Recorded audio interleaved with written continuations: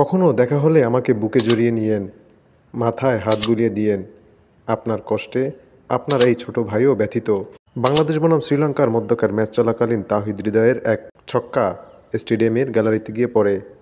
সেখানে এক বাংলাদেশির পায়ে লাগে বলটি। বলটি পায়ে লাগার সাথে সাথে তার পা ফেটে যায়, যেটা সামাজিক যোগাযোগ মাধ্যমে ভাইরাল হয়েছে।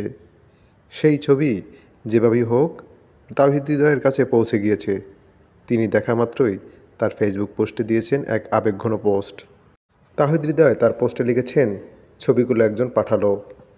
আমার এখানে এখন মধ্যরাত, কয়েকটি ছবি মাথা থেকেই বের হচ্ছে না। আমার জন্য কারো রক্ত ঝরল, এটা ভেবেই খারাপ লাগছে। প্রিয় ভাই আমার, আমি জানি না আপনি কে, শুধু জানি আপনার পরিহিত টি শার্টের বুকে বাংলাদেশের মানচিত্র।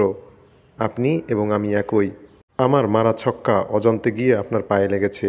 আপনি হয়তো হাসি মুখেই বলেছেন আমি খুশি, কিন্তু একটি সজোরে আসা বলের আঘাত কতটা ভোগায় তা আমি জানি। তাওহিদ হৃদয় ওই ভক্তের উদ্দেশ্যে বলেন, কখনো দেখা হলে আমাকে বুকে জড়িয়ে নিয়েন, মাথায় হাত বুলিয়ে দিয়েন। আপনার কষ্টে আপনার এই ছোট ভাইও ব্যথিত।